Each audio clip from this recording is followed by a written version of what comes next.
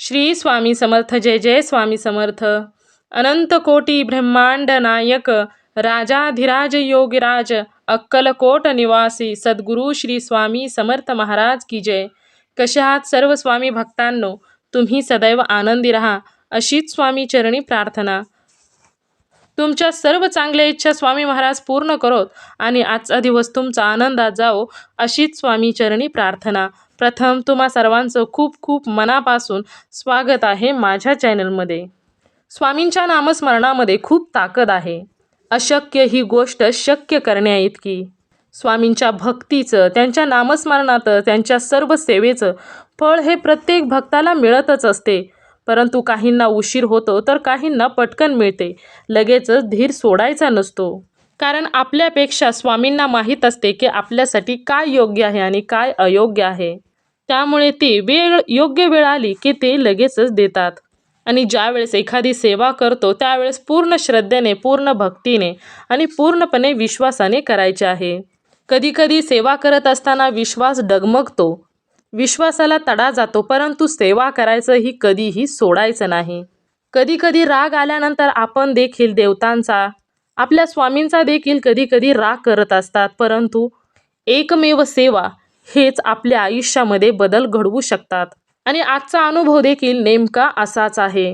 हा अनुभव खरोखरच खूप महत्त्वाचा आहे प्रत्येकाने ऐकणे.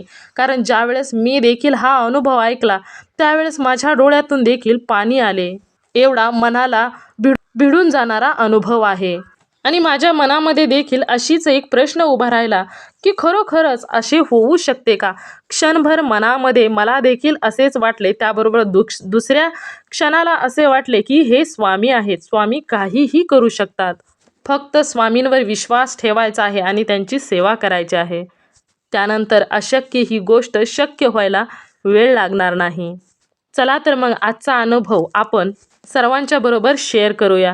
हा अनुभव आहे संगमनेर येथे राहणाऱ्या श्रद्धा गिरे यांचा. आणि त्या ताईंना लग्न झाल्यानंतर तब्बल 9 वर्ष बाळ होत नव्हतं. आणि हे संगमनेर हे नाशिकमधील आहे. त्याबरोबर या ताई संगमनेर येथे राहणारे आहेत. बरं, बाकी सर्व अनुभव आपण चला तर त्यांच्या शब्दामध्ये ऐकूया. नमस्कार मित्रांनो, माझे नाव श्रद्धा गिरे आणि मला माझा अनुभव सांगायला खूप आनंद होत आहे. माझा अनुभव खरोखरच एखाद्याला प्रेरणा देऊन जाणारा अनुभव आहे. त्याबरोबरच जसे स्वामी म्हणतात अशक्य ही शक्य होईल, त्याबरोबरच नेमक्या याच शब्दावर माझा अनुभव आहे. माझ्या आयुष्यामध्ये सर्व काही बदलून गेलं होतं. मी संगमनेर येथे राहते आणि माझे मिस्टर हे बाहेर जॉब करतात.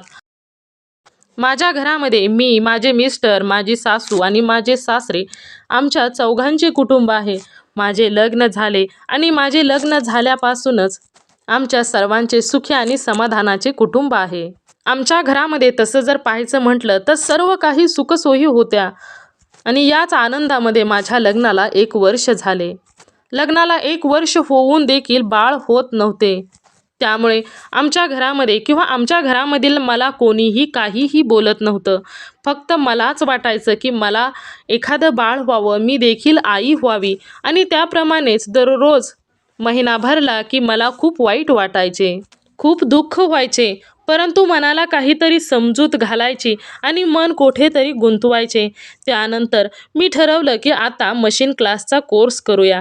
त्यानंतर माझ्या मिस्टरांना विचारलं. मिस्टरांना देखील तसा खूप काही पगार नव्हता, परंतु त्यांनी देखील मला होकार दिला आणि मी मशीन क्लास, शिवण क्लास सुरू केला. शिवण क्लास करत करत त्यामध्ये मी बिझी झाले. आणि त्यानंतर शिवण क्लास संपल्यानंतर मी घरी लोकांचे ब्लाऊज शिवू लागले. घरातील कामे करायचे, बाहेरचे ब्लाऊज शिवायचे. यातूनही माझा थोडाफार वेळ शिल्लक राहू लागला. कारण मला स्वतःला बिझी करायचं होतं. इतरांच्या कोणत्याही गोष्टीकडे मला लक्ष द्यायचं नव्हतं. त्यानंतर माझ्या मनामध्ये आलं की आपण पार्लरचा कोर्स करूया. आणि त्यानंतर मी माझ्या घरच्यांना विचारलं. त्यांनी देखील मला परमिशन दिलं. माझ्या घरातील लोक ही सर्व प्रेमळ, मायाळू आणि आपुलकीचे आहेत. आणि त्यानंतर काही दिवस मी पार्लरचा देखील कोर्स केला. त्यानंतर मी संगमनेर येथेच आमच्या घराच्या वरच्या मजल्यावरती माझं पार्लर खोललं आणि तिथेच मी दिवसभर क्लायंट आले की तेथे मी काम करायचे आणि त्यानंतर ब्लाऊज शिवत बसायचे. अशा पद्धतीने मी स्वतःला बिझी करून घेतलं होतं.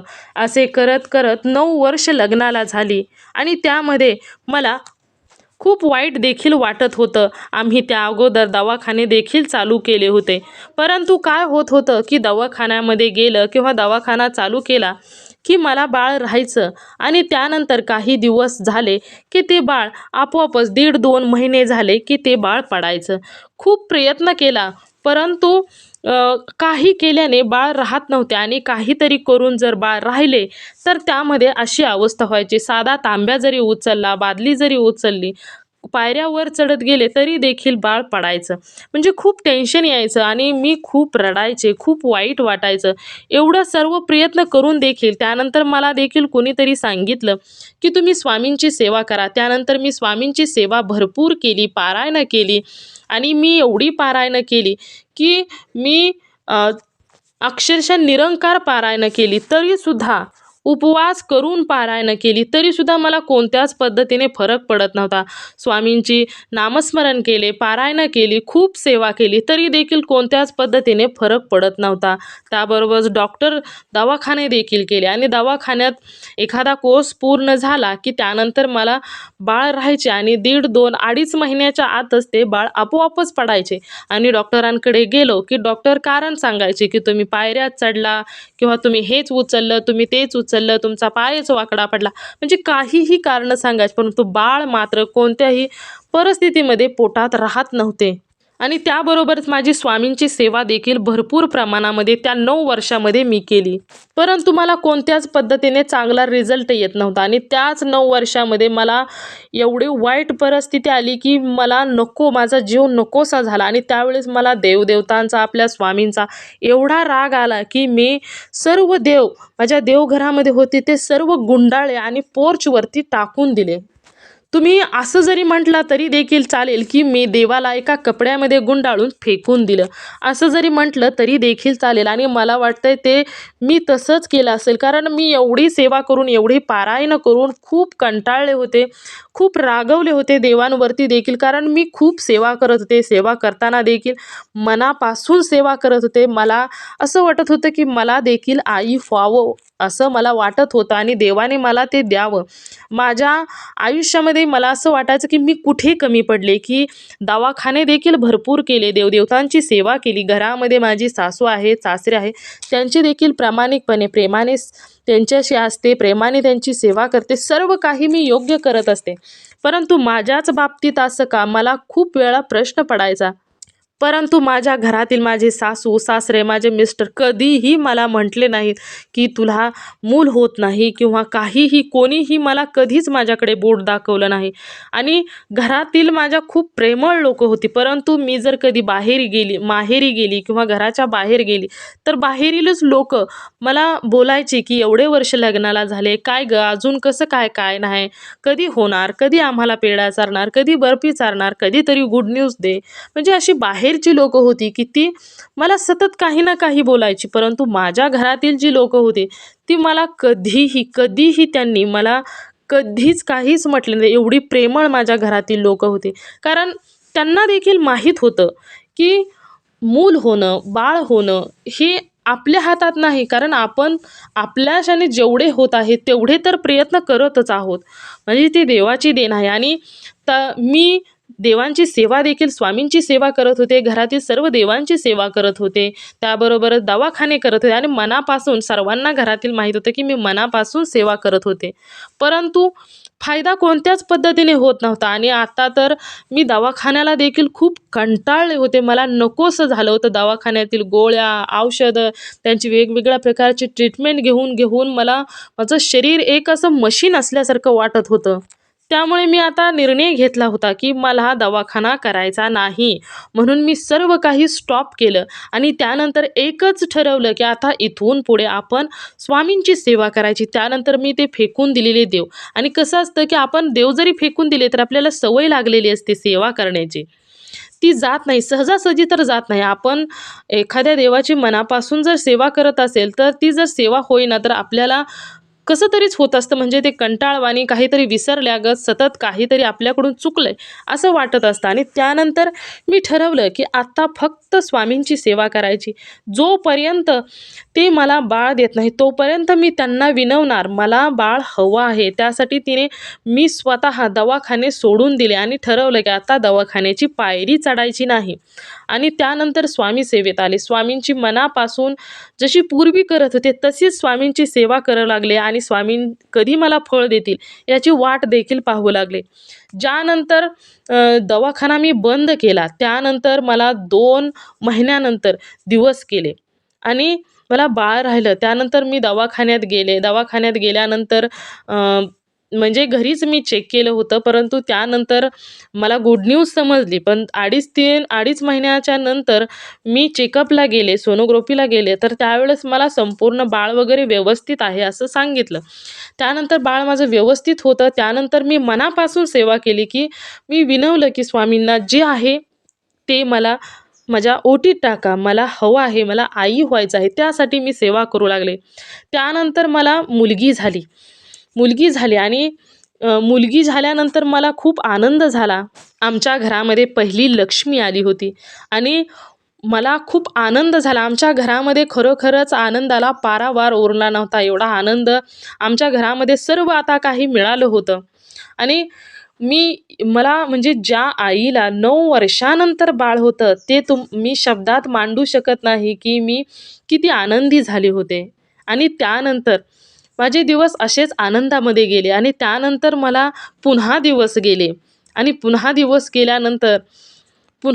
गेले आणि मला पुन्हा एक मुलगी झाली, अजून एक मुलगी झाली, म्हणजे मला 2 मुली झाल्या.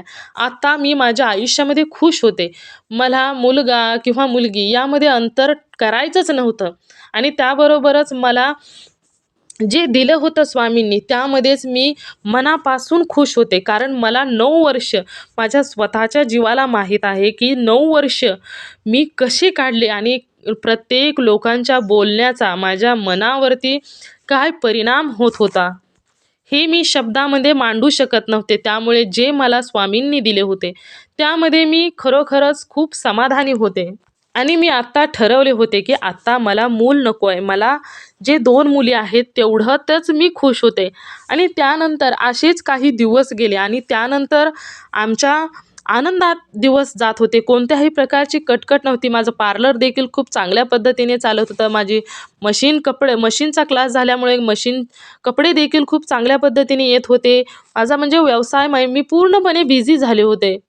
यामध्येच माझे काही वर्ष निघून गेले. आता मुलांच्या गडबडीमध्ये, मुलांच्या आनंदात, त्यांच्याबरोबर खेळण्यात, बागडण्यात, काम करण्यात माझे खूप दिवस आनंदात गेले. माझ्या सासू होते, सासरे होते, सर्वांच्या बरोबर माझ्या मुली खरोखरच खूप प्रेमळ आहेत. आता मला मुलांची अपेक्षा नव्हती आणि त्यामध्येच काय झालं, मला आता कोणत्याही प्रकारचा चान्स वगैरे घ्यायचा नव्हता. आता मी माझ्या 2 मुलीमध्येच खुश होते. आणि त्यानंतर काय झालं की मला पुन्हा दिवस गेले आणि दिवस गेल्यानंतर आता काय झालं की पहिल्या 2 मुली आहेत. आता त्यानंतर प्रत्येकाला वाटतं की आता माझी तशी तर मनाची इच्छाच नव्हती ठेवायची, परंतु मला ते म्हणजे अबॉर्शन करायचं होतं. मला ते नको होतं.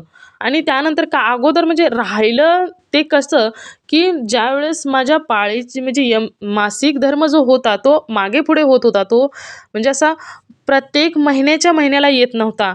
माझ्या मासिक धर्माची जी तारीख होती ती कधीच रेग्युलर आली नाही. त्यामुळे मला समजलंच नाही. आणि ज्यावेळेस मी नंतर डॉक्टरांकडे गेले की माझा मासिक धर्म खूप दिवस झाले आलाच नाही. पण मला माहीत नव्हते की मला दिवस गेले होते. पण मी प्रेग्नेंट होते हे मला अजिबात माहीत नव्हतं. त्यानंतर मी डॉक्टरांकडे गेले. डॉक्टरांकडे गेल्यानंतर डॉक्टरांनी मला सांगितले की तुम्ही प्रेग्नेंट आहात. त्यानंतर मला धक्काच बसला. मला नको होतं. माझ्या मनाची अवस्था नव्हती आणि मी जेवढं होतं तेवढ्यावरच खुश होते. परंतु आता ते बाळ त्या डॉक्टरांनी सांगितलं की 3 महिने झालेले आहेत, म्हणजे 3 महिने संपलेले आहेत. आता तुम्हाला 4था महिना लागणार आहे. म्हणजे 3 महिन्याचं बाळ होतं. त्यानंतर डॉक्टरांना मी देखील म्हटलं की मला हे बाळ नको आहे. तुम्ही हे बाळ पाडून टाका. त्यानंतर डॉक्टर देखील म्हटले की आता तसा जर विचार करायचा तर कोणत्याच हॉस्पिटलमध्ये 3 महिन्याच्या वर अलाउड नाही, की ते बाळ पाडू शकत नाहीत. त्यानंतर डॉक्टरांनी नकार दिला. आता डॉक्टरांनी नकार दिला, आम्ही दुसऱ्या डॉक्टरांकडे गेलो, पुन्हा त्यांनी देखील नकार दिला. असं करत आम्ही 2-4 हॉस्पिटल सहज म्हणजे 2-4 हॉस्पिटलमध्ये जाऊन आलो, तरी देखील एकही दवाखाना आमचं बाळ पाडण्यास तयार होईना. असे करत 4 महिने होऊन गेले. त्यानंतर घरामधील सासू-सासरे, माझे मिस्टर म्हणाले, की "आता राहिलंय बाळ आहे तर होऊ दे." परंतु आता पहिल्या 2 मुली होत्या, त्यामुळे आता अपेक्षा होती ती मुलाची होती आणि त्यासाठी आमच्या घरामध्ये किंवा आम्ही मग आता मुलगाच व्हावा यासाठी मग चेकअप करायचं ठरवलं. त्यानंतर आम्ही एका हॉस्पिटलमध्ये विचारलं, तर त्यांनी परवानगी दिली. मग त्यांनी चेक केलं तर मुलगी आहे म्हणून सांगितलं. आता यानंतर अजून एक मुलगी, म्हणजे आता तसा जर विचार करायचा म्हणलं तर 2 पहिल्या ऑलरेडी मुली होत्या. त्यानंतर माझी तयारी नव्हती. त्यानंतर आम्हाला असं वाटलं की दुसऱ्या डॉक्टरांकडे एकदा चेक करून पाहूया.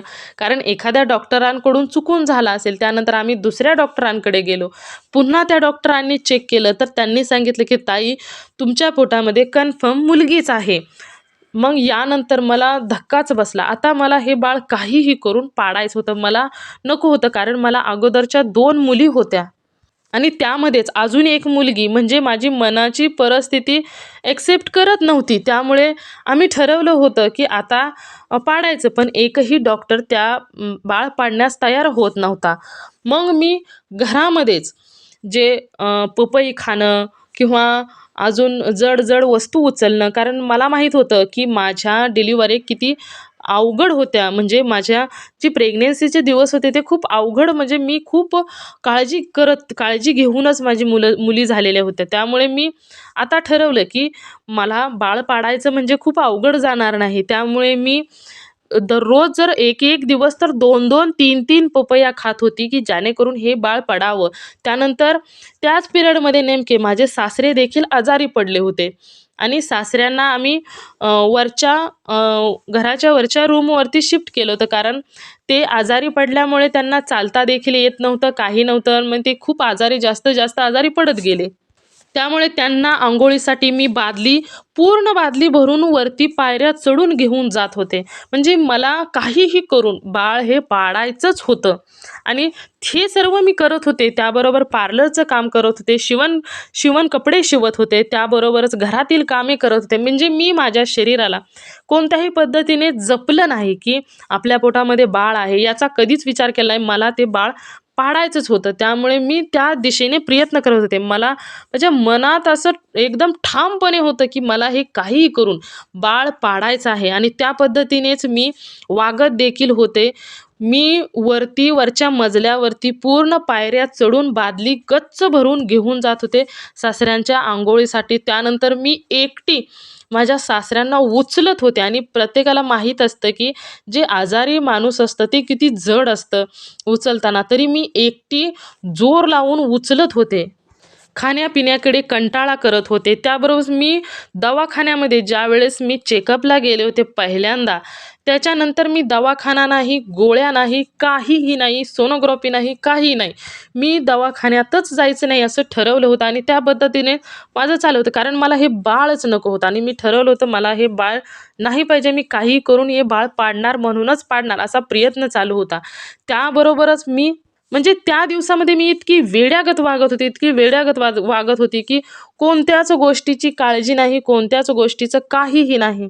घरामध्ये देखील कसंही चालणं, कसंही उड्या मारणं, काहीही मी करायचे आणि ज्या गोष्टी अलाउड नाहीत, की प्रेग्नन्सीमध्ये त्या गोष्टी करायच्या नाहीत, त्या गोष्टी देखील मी करत होते. की जे करायचं नाही म्हणजे प्रेग्नन्सीमध्ये उड्या मारणं किंवा पपई खाणं, जड वस्तू उचलणं, कसंही चालणं, कसंही उठणं, बसणं हे पूर्ण बंद असतं. परंतु त्यावेळी मी तेच करत होते जे मला करायला नाही पाहिजे होतं आणि त्यावेळी मी माझ्या खाण्यापिण्याकडे देखील लक्ष दिलं नव्हतं. मी दवाखान्याकडे तर अजिबातच जात नव्हते. माझा स्वतःचा म्हणून मी कोणत्याच पद्धतीने विचार करत नव्हते आणि हे सर्व माझा धिंगाणा हा चालूच होता. म्हणजे मी पूर्ण वेड्यासारखे वागत होती. कारण माझ्या मनामध्ये फिक्स होतं, की मला हे बाळ पाडायचं आहे. त्यामुळे मी माझ्या शरीराची कोणत्याच पद्धतीने काळजी घेतली नाही. परंतु या सर्वांमध्ये माझी स्वामींची सेवा देखील चालूच होती. परंतु मी ठरवल्याप्रमाणे तसेच वागायचे आणि त्याच दिवसामध्ये असे करत करत खूप दिवस देखील गेले. मला 7वा महिना आला आणि मी पूर्ण 7व्या महिन्यामध्ये देखील पूर्ण मी माझ्या घरातील पार्लरचं बघून, घरातील कामं बघून नेमकं लॉकडाऊन पडलं होतं आणि त्यामुळे सर्व कामांमध्ये जरा थोडीशी मंदी आली होती. पहिलंच लॉकडाऊन पडलं होतं आणि त्या लॉकडाऊनमुळे मी पूर्ण मोकळी झाले होते, कारण पार्लरला क्लायंट कमी येऊ लागले होते. त्याबरोबरच कपडे देखील शिवायला कमी येऊ लागले होते, कारण लॉकडाऊन हे खूप स्ट्रिक्ट होतं. घरातून बाहेर निघण्यास अलाउड नव्हतं. त्यामुळे मला खूप वेळ शिल्लक राहिला. त्यामुळे मी घरातील सर्व कामे करायची, मुद्दामहून फरशी पुसायची, मी कशीही बसायची, कशीही उठायची. सासऱ्यांसाठी वरती एक एक बादली गच्च भरून पाणी घेऊन जायची, त्यांना उचलायची आणि त्यांची शी सू सगळं स्वच्छ करायची. कोणत्याच पद्धतीने मी काळजी घेतली नाही. त्यानंतर मी 7व्या महिन्यामध्ये माझ्या एका मैत्रिणीच्या घराला पेंट केला. मग तिने मला फुटेज पाठवले की पेंट केलेला आहे घराचा. मग त्यानंतर मी तिला विचारलं की तुझ्याकडे काही कलर शिल्लक राहिला आहे का? तर तिने देखील आहे म्हणून सांगितलं. त्यानंतर मी तिला सांगितलं की मला तो कलर काही करून माझ्यापर्यंत पोहोचव. त्यानंतर ती माझ्या शेजारचीच होती म्हणून मी तिच्याकडून तो कलर आणला आणि मी चक्क 7व्या महिन्यामध्ये मी माझ्या घराला पेंट करायला सुरुवात केली. आणि मी पेंट म्हणजे माझा जिथपर्यंत हात पोचतोय तिथपर्यंत पेंट मी केलाच. परंतु वरती देखील कशावरही मी उभा राहायची, टाकीवरती, बादल्यांवरती कशावरही उभं राहायची आणि घराला पूर्णपणे पेंट केला.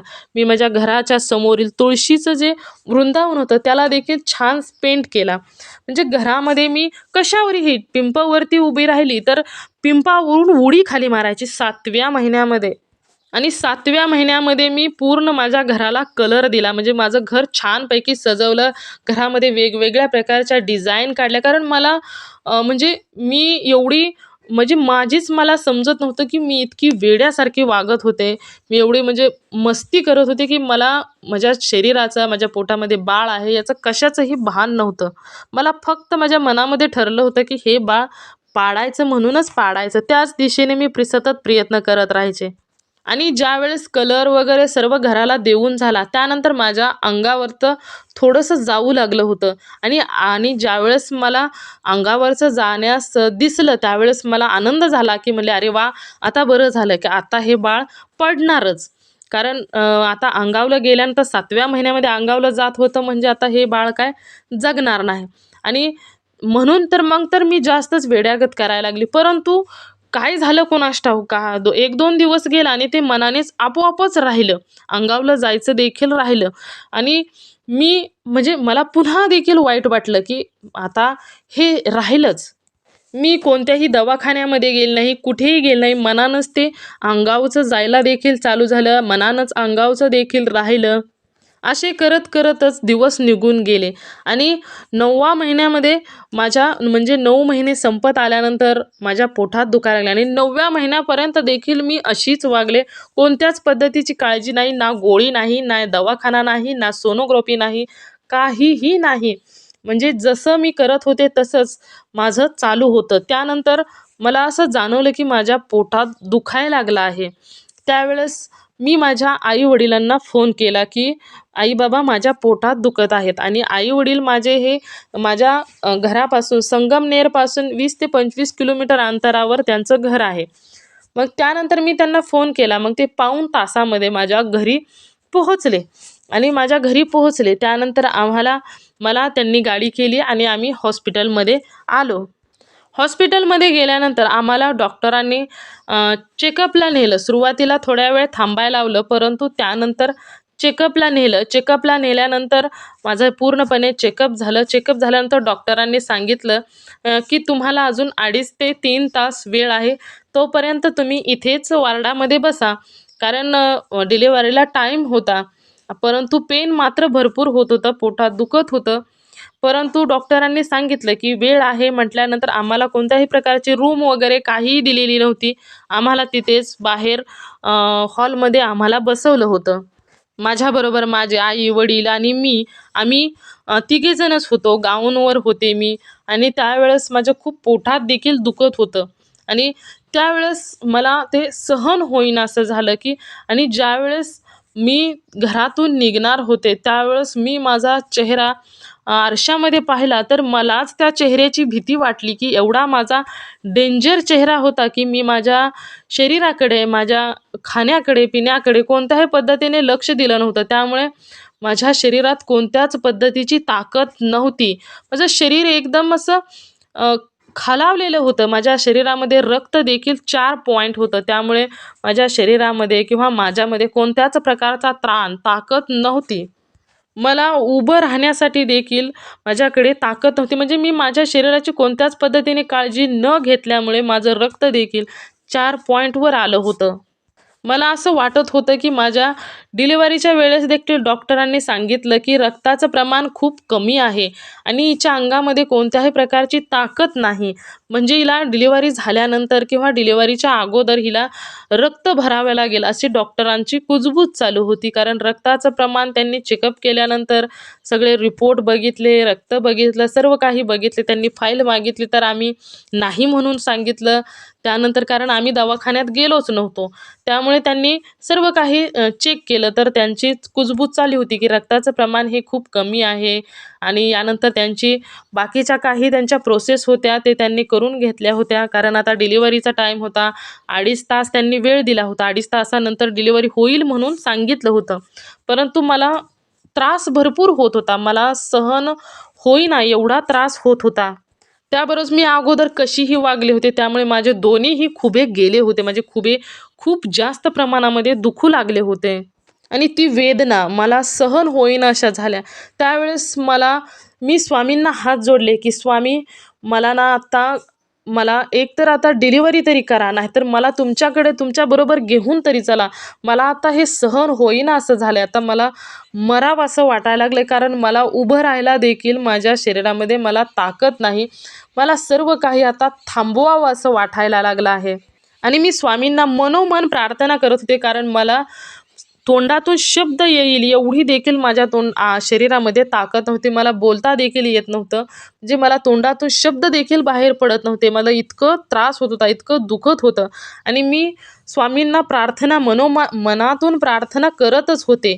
त्याच नेमकं वेळी काय झालं की मी ज्या हॉलमध्ये जिथे आम्हाला उभं राहायला सांगितलं होतं, जिथे आम्हाला बसायला सांगितलं होतं, त्याच हॉलमध्ये पूर्णपणे मी पाहते की पूर्णपणे हॉल धुराने गच्च भरलेला आहे. धुराने त्या हॉलमध्ये सर्वत्र धूर झाला आहे आणि मी देखील त्या धुरामध्येच बसलेली आहे आणि मी जिकडे तिकडे पाहते अचानक एवढा धूर कसं काय आला आणि मी मनामध्ये मला असं वाटतंय की एवढ्या हॉलमध्ये एवढा धूर कसं काय आला आणि नेमकं त्याच वेळी म्हणजे मी स्वामींना प्रार्थना केली आणि नेमकं त्याच वेळी हॉलमध्ये मला सर्वत्र धूर दिसायला लागला आणि त्या धुरामध्ये एकदम अशी आकाशामध्ये कशी वीज अशी कडकन एकदम चककती, एकदम अशी चक्क करते, अशी त्याच पद्धतीने नेमकं त्या हॉलमध्ये वीज चमकली. माझ्या डोळ्याच्या समोर वीज कडकन चमकली आणि ज्यावेळेस ती वीज चमकली नेमकं त्याच वेळेस माझ्या पोटातील बाळ अर्धं बाहेर आणि अर्धं आत आलं. म्हणजेच विजेचं कडकणं आणि माझी डिलिव्हरी होणं हे एकदम एका एका क्षणामध्ये झालं. जशी इकडे वीज कडकली तसंच माझं बाळ एकदम बाहेर आलं. म्हणजे वीज कडकणं आणि बाळ बाहेर येणं हे एकदम बरोबरच झालं, एका क्षणातच झालं आणि त्यावेळेस मला काहीच बोलायला येईना. मी माझ्या आईला सांगायला लागले की खाली बघ, खाली बघ. परंतु आईच्या देखील मनात आलं नाही की हे काय आहे किंवा ही काय सांगत आहे. परंतु मला बोलायला येत नव्हते. माझी संपली होती. माझ्या अंगातून घाम येत होता आणि आई आली, पदराने माझं तोंड पुसू लागली. मला म्हणू लागली की "काय गं बाई, तुला काय झालं आहे? तुला एवढा घाम अचानक का आला? तुला नक्की तू बरी आहेस का? तुला काय होतंय का? तुझं काय म्हणजे तुला त्रास म्हणजे तुला काय होतंय?" अशी आई म्हणायची. परंतु मला तोंडातून काही बोलता येत नव्हतं. परंतु मी हाताने तिला खुणवायचा प्रयत्न करत होते की "खाली बघ, खाली बघ, खाली बघ." परंतु तिला काहीच समजत नव्हतं. ती माझ्या तोंडाकडेच बघत होते आणि माझ्या तोंडातून तर शब्द येतच नव्हते. फक्त माझा हात हालत होता आणि परंतु तिला काहीच समजेना.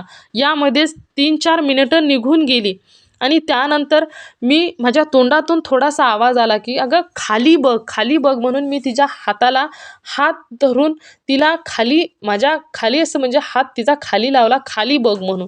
त्यावेळेस तिनं पाहिलं तर बाळ अर्धं बाहेर आणि अर्धं आत होतं. त्यावेळेस आई एकदम जोरात किंचाळली आणि डॉक्टर राऊंडला गेले होते. त्यामुळे डॉक्टरांना देखील काहीच सुचेना की आता नेमकं काय करायचं. म्हणजे जे लागणार आहे ते डिलिव्हरीसाठी लागणारं सामान आणायला जायचं की बाळाकडे पाहायचं, की बाळासाठी लागणारं सामान आणायचं, की नेमकं आता करायचं काय. त्यावेळेस डॉक्टरांना इकडे पळावं का तिकडे पळावं.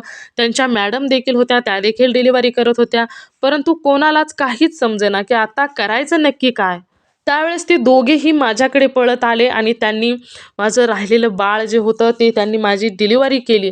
डिलिव्हरी केल्यानंतर बाकीच्या सिस्टरांनी ती नाळ कापण्यासाठी जे काही सामान लागतं ते आणलं आणि त्यावेळेस त्यांनी नाळ कापली आणि बाळ काही रडलं नाही. बाळाचा मला कोणत्याच पद्धतीने आवाज आला नाही आणि मी त्यातूनही मी पूर्ण शुद्धीवर होते आणि मी माझ्या मोठ्या मुलीला खुणवत होते की काय झालं आहे, काय झालं आहे. म्हणजे मी हाताने हात हलवून तिला खुणवत होते की काय झालं आहे. तर खरोखरच मुली खूप प्रेमळ असतात आणि माझी मोठी मुलगी मला म्हणाली की आई तू शांत बस, तू बोलू नकोस, आई तू शांत बस, तुला खूप त्रास होत आहे, आई तू बोलू नकोस, तू शांत बस. आणि माझ्या मोठ्या मुलीने माझ्या तोंडावरून हात फिरवला आणि मला गप्प केलं. त्या बाळ अजिबात सुद्धा रडलं नव्हतं. मी डॉक्टरांना देखील विचारण्याचा प्रयत्न केला, परंतु डॉक्टर हे बाळ रडलं नाही, त्यामुळे त्यामध्ये सर्वजण व्यस्त होते. त्यानंतर मला एका म्हणजे मॅडमनी सांगितलं की तुम्ही स्वतः चालत जाऊन त्या रूमपर्यंत जाऊ शकता का. तर माझ्या हातामध्ये जी बाळाची कापलेली नाळ होती ती नाळ एकदम कशी तरीच म्हणजे गिळगिळीत एखाद्या म्हणजे गांडुळासारखी, एखाद्या सापासारखी मला ती वाटत होती. आणि मला तसं जर विचार केला तर मी खूप घाबरट आहे, मी खूप घाबरते, शिल्लक गोष्टीला घाबरते. आणि त्यावेळेस मला काय झालं काही समजलं नाही. मला त्यांनी सांगितलं, मग ती नाळ कापलेली माझ्या हातामध्ये दिली आणि मी ती नाळ एकदम घट्ट पकडली, जणू काही ते काही दुसरंच काहीतरी आहे असं समजून मी ती नाळ पकडली. मला देखील माहीत नाही, मला देखील समजलं नाही की मला हे काय होत आहे. आणि मी ज्यावेळेस डॉक्टरांनी मला सांगितलं की तुम्ही जाऊ शकाल का, त्यावेळेस मी तडकन उभी राहिली. मला 9व्या महिन्यामध्ये चालायची ताकद नव्हती. मला एवढा त्रास होत होता आणि त्या अवस्थेमध्ये मला इथं आल्यानंतर मला उभं राहायला ताकद नव्हती. मला नुसतं म्हणजे मला बसून सुद्धा दम निघत नव्हता. मला बोलायला ताकद नव्हती आणि त्या अवस्थेमध्ये मी तडकन उभी राहिली, ती नाळ हातात धरली आणि मी आईच्या मदतीने चालत चालत रूमपर्यंत गेली आणि तिथे खॉटवरती जाऊन बसली.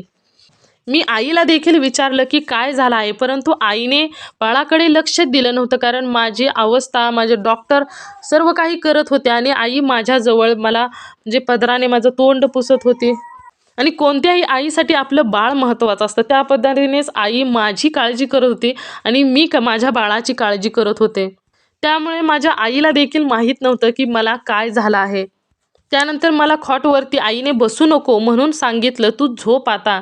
परंतु मला झोप देखील लागत नव्हती. माझ्या मनामध्ये सतत विचार येत होता की मला काय झालं आहे, मला काय झालं आहे. आता डॉक्टरांनी तरी 2 सांगितलं होतं की मुलगीच आहे, कन्फर्म मुलगी आहे, परंतु मला काय झालं आहे हे मला विचारायचं होतं. एकदा मला माझ्या कानाने ऐकायचं होतं. एक तास, दीड तास झाला तरी देखील कोणतेही डॉक्टर माझ्याकडे आले नाहीत, कोणीही आलं नाही. त्यानंतर 1.5 तासाने डॉक्टर आणि मॅडम दोघेही आले आणि त्यांना मी विचारलं की डॉक्टर मला म्हणजे काय झालं आहे, म्हणजे मला मुलगा झाला आहे की मुलगी झाली आहे. तर त्यावेळेस डॉक्टर मला म्हणाले की ताई तू काळजी करू नकोस, तुला मुलगा झाला आहे आणि तुझा मुलगा सुखरूप आहे. आणि ज्यावेळेस मी हे ऐकलं त्यावेळेस माझ्या जीवात जीव आला. आणि ज्यावेळेस माझा मुलगा जन्मला त्यावेळेस श्रावणातील 3रा सोमवार होता आणि माझ्या मुलींनी अगोदरच स्वामींना चिठ्ठी लिहिली होती की स्वामी माझ्या आईला मुलगा होऊ द्या, मला भाव होऊ द्या आणि आम्हाला जर मुलगा झाला तर आम्ही त्या बाळाचं नाव रुद्र ठेवू, अशी आधी माझ्या मुलींनी अगोदरच ठरवलं होतं. त्यानंतर मॅडम देखील म्हटल्या, ज्या मॅडमने डिलिव्हरी केली ते डॉक्टरांच्या मॅडम म्हटल्या की ताई आज श्रावण महिन्यातील 3रा सोमवार आहे, तर तुम्ही बाळाचं नाव रुद्रच ठेवा बरं का. म्हणजे बघा की माझ्या मुलींनी देखील रुद्रच नाव ठरवलं होतं. त्यानंतर मॅडमने देखील सुचवलं की ताई तुम्ही रुद्रच नाव ठेवा. त्यानंतर माझ्या सासूचा देखील फोन आला आणि सासू मला म्हणाली की श्रद्धा, मी महादेवाला रुद्राभिषेक करत होते, त्यावेळेस तुझी डिलिव्हरी चालू होती, तुला मुलगा झाला, तर आपल्या बाळाचं नाव हे रुद्रच ठेवायचं. म्हणजे तिघांनी सांगितलं, तिघांचं एकच नाव आलं की रुद्र ठेवायचं. आणि त्यानंतर मी माझ्या बाळाचं नाव देखील रुद्रच ठेवलं. परंतु तो एवढा चंचल मुलगा झाला की तो ज्यावेळेस 1 महिना झाला, मला स्वामींची प्रचिती सुरुवातीपासून, म्हणजे विचार करा तुम्ही की मी एवढं केलं, एवढा धांगडधिंगा केला, एवढी मस्ती केली, म्हणजे मी स्वतःची काळजी घेतली नाही, कशाचीही काळजी घेतली नाही. पूर्वी मला नुसता तांब्या जरी उचलला, पायऱ्या जरी चढले, तर माझं अबॉर्शन होत होतं, म्हणजे माझं बाळ पडत होतं. माझं बाळ पडत होतं, म्हणजे मला ते बाळ लाभत नव्हतं. काहीही कारण, नुसता तांब्या जरी उचलला तर ते बाळ पडत होतं. आणि मी एवढा धिंगाणा केला, एवढं माझी काळजी घेतली नाही, तरी देखील ते बाळ सुखरूप जन्मलं. आणि ज्यावेळेस बाळ 1 महिन्याचं पूर्ण झालं, त्यावेळेस ते बाळ पालतं पडलं. 1 महिन्याचं झालं त्यावेळेस ते बाळ पालतं पडलं. त्यानंतर 2 महिन्यापासून ते बाळ पालतं व्हायला लागलं. आपोआपच ते दिवसभर सारखं किती जरी आपण सरळ केलं तरी ते आपोआप पालतं व्हायचं, म्हणजे एवढं ते चंचल बाळ होतं. आणि त्यानंतर ते 6व्या महिन्यापासूनच ते रांगायला किंवा धरून उभं राहायला, 9व्या महिन्यात तर तो प्रॉपर चालायला लागला आणि प्रॉपर स्पष्ट अक्षरात बोलायला लागला. 3 वर्ष झाली तरी मुलांना स्पष्ट बोलता येत नाही, परंतु माझा मुलगा रुद्र हा एवढा चंचल आणि स्पष्ट बोलायला लागला, स्पष्ट चालायला लागला. म्हणजे तो असा घुटमळत किंवा पडत उठत असा देखील चालत नव्हता, सरळ तो चालायला लागला. खूप खूप चंचल होता. त्यानंतर मी खूप खोडकर देखील होता, खूप चंचल होता आणि घरामध्ये आता आनंदाला पारावार उरली नव्हती. त्यानंतर तो अजून एक अनुभव म्हणजे तो 1.5 वर्षाचा झाला आणि त्यानंतर तो 1.5 वर्षाचा झाल्यानंतर माझ्या दोन्ही मुली खेळायला गेल्या होत्या आणि माझं पार्लर हे वरच्या मजल्यावरती आहे. मला क्लायंट आलं, त्यामुळे मला अचानक जावं लागलं. त्यावेळेस मी मुलाला घेऊन वरती पार्लरमध्ये गेले आणि तिथे गेल्यानंतर त्याला तिथे सोडला आणि मी एका क्लायंटबरोबर बिझी झाले, त्यांच्याशी बोलत त्यांचं काम करू लागले. आणि त्यावेळेस तो खेळत खेळत तिथे रूमच्या बाहेर आला. रूमच्या बाहेर आल्यानंतर त्या रूमच्या बाहेर पाण्याची टाकी होती आणि तो 1.5 वर्षाचा रुद्र हा पाण्याच्या टाकीवरती चढला. आणि पाण्याच्या टाकीवरती चढला तरी देखील माझं लक्ष नव्हतं, मी क्लायंटमध्येच बिझी होते. आणि त्यानंतर तो पाण्याच्या टाकीवरून त्या कठड्यावर चढला, म्हणजे जी कठडा असतो, जी वरच्या मजल्यावरचा जो भिंतीचा कठ्ठा असतो, त्या कठ्ठ्यावरती चढला.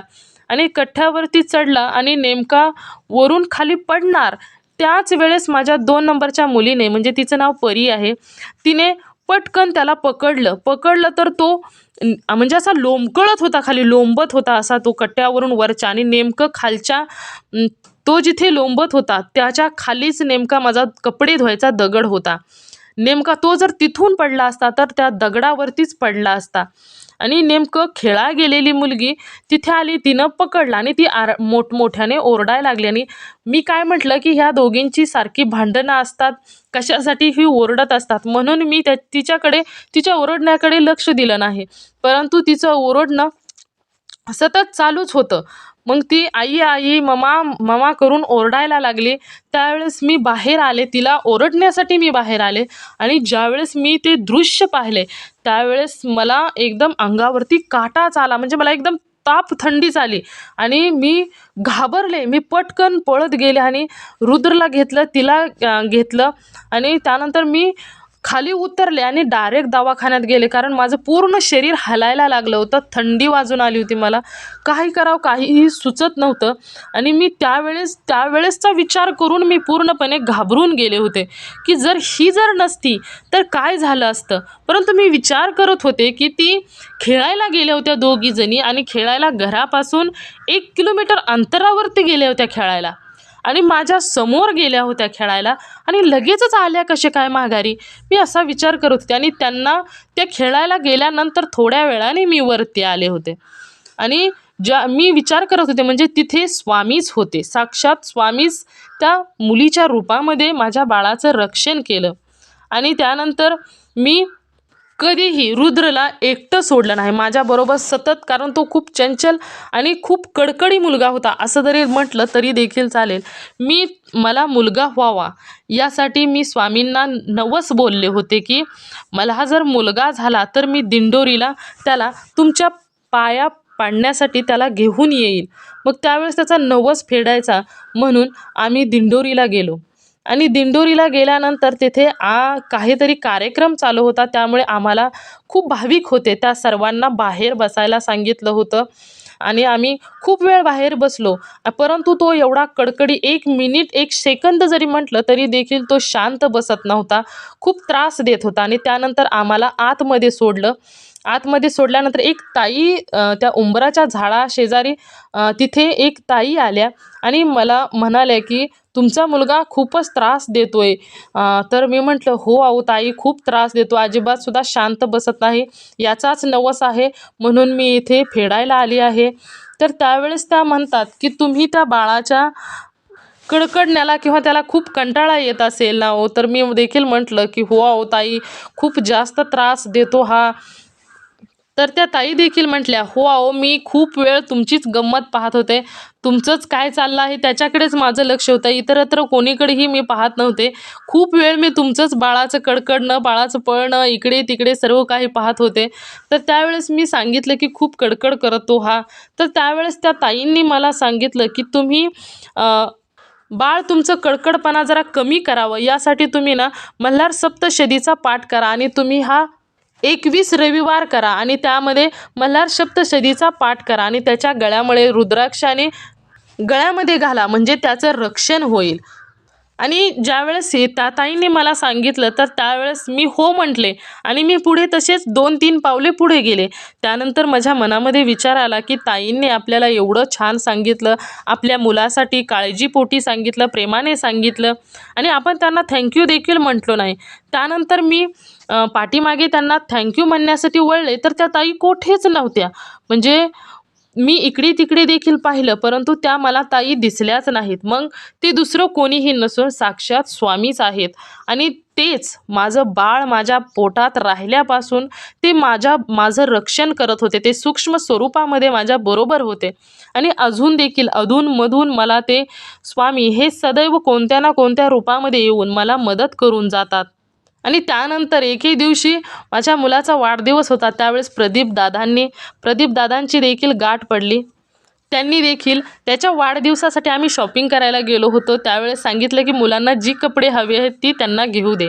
आणि त्यावेळेस प्रदीप दादांनी मला माझ्या मुलाच्या वाढदिवसासाठी 500 रुपये मुलाला म्हणजे म्हणाले की माझ्या भाच्याला जे काही आवडेल ते हे घे आणि तू 500 रुपयाचं त्याला काहीही घे.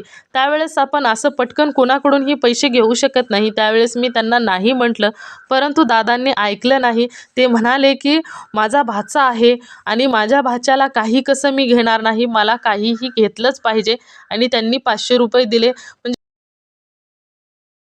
आणि हे सर्व काही प्रदीप दादांच्या सेवेनं त्यांनीच मला सांगितलं होतं की तू सेवा कर, स्वामींची सेवा कर, लेट का होईना पण तुला फळ हे नक्कीच मिळेल. आणि कसं असतं की काही कर्माची फळं असतात, जे काही कर्माचे भोग असतात ते भोगायचे असतात. आणि इतक्या वर्ष 9 वर्ष काहीच झालं नाही किंवा झालं ते पडलं तर ते काही माझ्या कर्माचं फळ असेल की माझा काहीतरी भोग होता, तो भोगायचा शिल्लक होता आणि त्यामुळे तो भोग माझ्याकडून संपवायचा होता. आणि ज्यावेळेस माझा भोग भोगून संपला त्याच वेळेस माझ्या आयुष्यामध्ये आनंदाचे दिवस आले. आणि काही दिवसानंतर एके दिवशी आम्ही केंद्रामध्ये गेलो. त्यावेळेस त्या गुरुजींनी आम्हाला आमच्या पत्रिका मागितल्या आणि मी आणि माझ्या मिस्टरांची दोघांचीही पत्रिका मी गुरुजींना दाखवली. त्यावेळेस गुरुजींनी पत्रिका वाचली आणि ते आश्चर्यचकित झाले आणि ते म्हणाले की तुमचं लग्न जुळवलं कोणी, तुमच्या पत्रिका कोणाजवळ दिल्या होत्या. त्यावेळेस आम्ही सांगितलं की ते देखील खूप वृद्ध होते, त्यांना देखील बहुतेक समज असावा, त्यांनीच आमच्या लग्नपत्रिका जुळवल्या होत्या. त्यावेळेस ते गुरुजी म्हणाले की अहो, तुमच्या लग्नपत्रिकेमध्ये सर्व काही उलट आहे, तुमचा जन्मदिवस एक आहे, तुमच्या दोघांची नाड एक आहे, तुमच्या पत्रिकेमध्ये जवळजवळ सर्व काही समान आहे, त्यामुळे तुमची लग्नपत्रिका ही जुळतच नाही आणि जर मी त्यावेळेस असतो तर तुमचं लग्न होऊच दिलं नसतं, कारण पत्रिका ही कुठेही जुळत नाही. आणि या सर्व पत्रिकेमुळेच तुमच्या दोघांच्याही आयुष्यामध्ये संतान योग नाही.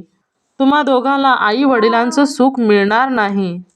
हे तुमच्या दोघांची पत्रिका जुळवल्यानंतर स्पष्टपणे दिसत आहे. आणि ज्यावेळेस गुरुजींनी मला हे सांगितलं त्यावेळेस मला आश्चर्यच वाटलं आणि मी त्यांना म्हणाले की गुरुजी, अहो तुम्ही असं का म्हणता? मला ऑलरेडी 2 मुली आणि 1 मुलगा आहे आणि तुम्ही, मला मुलं आहेत, मी संतान मला झालेली आहे आणि मी आई आणि माझे मिस्टर पप्पा आहेत. आम्ही दोघेही आई वडिलांचं सुख आम्हा दोघाला मिळत आहे आणि तरी देखील तुम्ही असे का म्हणत आहात? त्यावेळेस त्यांनी आम्हाला विचारलं की तुम्ही भक्ती कोणाची करता? त्यावेळेस आम्ही सांगितलं की आम्ही स्वामी भक्त आहोत. मग ते गुरुजी असे म्हणाले की त्यामुळेच बहुतेक तुमच्या आयुष्यामध्ये जे अशक्य होतं ते शक्य झालं. जे तुमच्या कुंडलिकेमध्ये, जे तुमच्या पत्रिकेमध्ये नव्हतं ते तुम्हाला स्वामींनी दिलं. आणि असेच आहेत सर्वांचे स्वामी, जे अशक्य आहे ते शक्य करून दाखवतात. म्हणजे जे तुमच्या नशिबात नव्हतं ते देखील स्वामींनी तुम्हाला मिळवून दिलं. तुम्ही एवढी स्वामींची सेवा केली की स्वामी तुमच्या सेवेवरती प्रसन्न झाले. जे काही अशक्य होतं ते स्वामींनी शक्य करून दाखवलं. तर अशी होती माझा श्री स्वामी समर्थांचा अनुभव. स्वामींनी कधीच माझी साथ सोडली नाही. प्रत्येक वेळी स्वामींनी माझी साथ दिली. तर मित्रांनो, जिथे विश्वास असतो, जिथे आपल्याला वाटतं की आज नाही उद्या अशक्य ही गोष्ट शक्य होईलच, त्यावेळेस नक्कीच होत असते. फक्त वाट पाहायची असते आणि ज्याने वाट पाहिली, ज्याने कर्माचे भोग भोगून संपवले, त्यावेळेस त्याला सर्व काही चांगलेच त्याच्या आयुष्यामध्ये घडणार असते. मी तुम्हाला अगोदरच सांगितले की काहींच्या आयुष्यामध्ये लवकर स्वामी चमत्कार होतो तर काहींच्या आयुष्यामध्ये उशिरा होतो, पण स्वामी चमत्कार हा नक्कीच होत असतो. तर मित्रांनो, तुम्ही सर्वांनी मिळून माझा व्हिडिओ शेवटपर्यंत ऐकला त्याबद्दल मी मनापासून सर्वांची आभारी आहे. तुम्हाला जर श्री स्वामी समर्थांचा कोणताही चमत्कार अनुभव जर आला असेल तर नक्कीच माझ्याबरोबर शेअर करा, कारण याने देखील तुम्हाला अजून काही लोकांना त्यामुळे प्रेरणा मिळेल. तुम्ही सर्वजण सुखी राहा, समाधानी राहा, आनंदी राहा अशी स्वामींच्या चरणी प्रार्थना करते आणि इथेच थांबवते. श्री स्वामी समर्थ. जय जय स्वामी समर्थ. जर तुम्हाला हा अनुभव आवडला तर कमेंटमध्ये नक्की सांगा का हा अनुभव कसा होता तो. या अनुभवाबद्दल तुम्हाला काय वाटलं ते नक्कीच कमेंट करा. श्री स्वामी समर्थ. जय जय स्वामी समर्थ. धन्यवाद.